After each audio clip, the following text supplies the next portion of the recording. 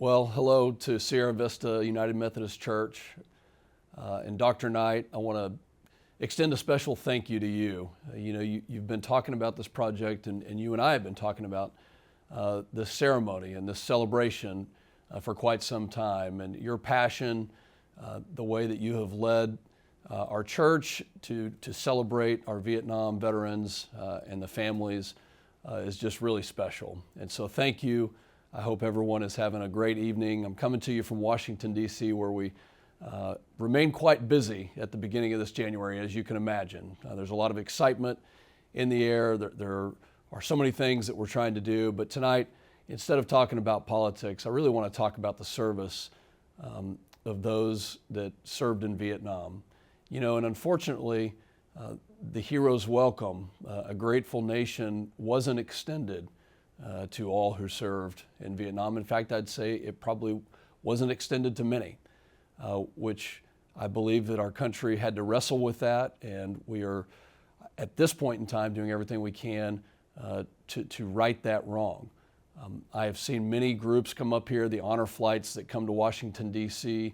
Are a tremendous opportunity to do just that, to take veterans, whether you served in Vietnam or the Korean War.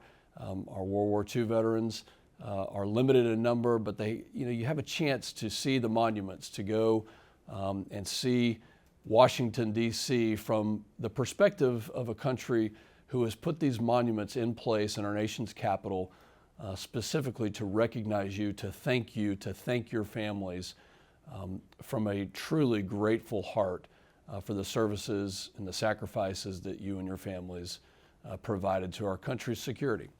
And that legacy is exactly what led me into the service and led me to go to the Air Force Academy and to serve as an active duty officer, to deploy multiple times. And so I want to say thank you. I've known Dr. Knight for over 40 years. In fact, he helped raise me, and that means a lot to have had people who served to be there to tell us the lessons and to mentor us through grade school and high school. And to show us how to live with integrity and character. And I know Dr. Knight's not unique. Each one of you did exactly that. And you helped raise my generation and inspire people just like me to want to volunteer, to want to serve in a variety of ways. And that was my profession before I became a U.S. Congressman, was being an active duty officer and serving as the nation saw fit. I do want to talk about a couple of things, though.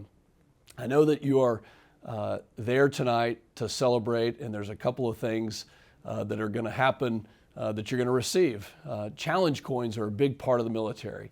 And when I got to my first operational assignment, which was Kadena Air Base in Japan on the island of Okinawa, I was so proud to have finished and completed the F-15 pilot training course, which took a year of basic pilot training and then another year to learn how to fly the F-15. Camille and I finally got to the island of Okinawa, and after about 4 or 5 weeks of another course, which basically certified me as a mission-ready wingman, I received my challenge coin.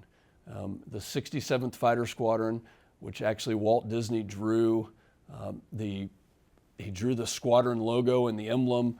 It was the Fighting Cocks, and just a tremendous history all the way back to World War II. But I got that challenge coin and was extremely proud. I never went anywhere without it. And when you look back to the history of challenge coins, really, it was for the purposes of identification, all the way back to World War I. And so the rule went like this. If you and another squadron member met up, and that squadron member challenged you and presented the coin to you, and you didn't have it, well, you had to pay. And that payment was usually in the form, I'll keep it appropriate for our church audience, was usually in the form of a soft drink, maybe something else as well. But you had to pay. Now, if that person challenged you and you had it, well, then they had to pay. And so the tradition went on. We took it very seriously. But to have one of these coins, to have a challenge coin for the 67th Fighter Squadron, it meant the world to me. And so the story I want to tell you is we would take our airplanes and we would fly all over the world. In fact, we would go to Operation Red Flag, which is held just north of Las Vegas, Nevada, on the desert plains there in Nevada. And we would go fight and practice, and actually the lessons that we were learning came from the Vietnam War. We learned in Vietnam, the Air Force pilots learned that if you could survive your first 10 missions, that you were more likely to come home from the war. And that's exactly what Operation Red Flag was. And that was to symbolize and to present new wingmen like myself the opportunity to fly practice missions, if you will. So on the way to this, my very first Red Flag, we were flying with 8 jets. We had KC-135 air-to-air refueling tankers that brought us there. We probably had to refuel 6 or 7 times and would stop once, maybe at the island of Hawaii at Hickam Air Force Base, and then continue on the next day. But I'll never forget our squadron commander, just an incredible Christian man, Zap Malloy, leading us over there. And he's hooked up, and if you've ever had the opportunity to air-to-air refuel, it's not exactly a moment where you can relax. You are literally 3 feet away from another aircraft, so you have to pay attention. And so Zap Malloy is connected to the KC-135. The boom has connected to his air refueling port. He's getting thousands of gallons of fuel at a very high rate, a very high speed in a quick manner of time. And the boom operator, who is located in the other aircraft, presents a coin to him. Well, he's got one choice. As he's refueling, because you can see the window, you're just a few feet away, he has his hand on the throttle, his hand on the stick, and he's maintaining control of the aircraft, flying in formation, receiving this gas. He has one choice. He's either going to owe the boom operator a beverage, or he's going to present that coin.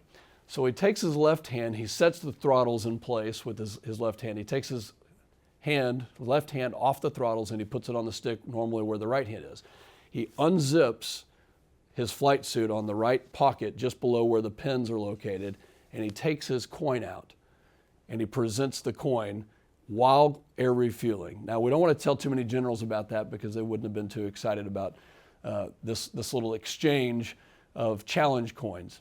But I'll never forget Zap Malloy presenting that challenge coin, and when we land, the boom operator owed him a beverage. So this is what the stories can be like. I want to tell you thank you. Thank you for your service. Thank you for your family's service.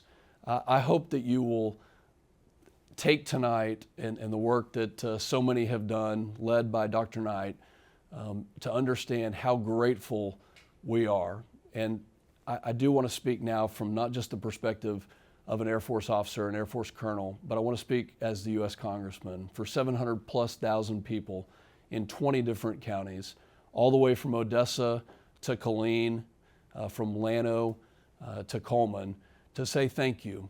And maybe our nation didn't get it right when you came home, but we want to get it right now. The service that you provided, the integrity that you served with, the family sacrifice that we know was present with all of you means a lot. And I want to say thank you for that service. And hopefully tonight, we as a church can honor so many different people who came back from that war, who inspired my generation and future generations with the heart of a grateful nation. God bless. I look forward to seeing you soon. Bye-bye.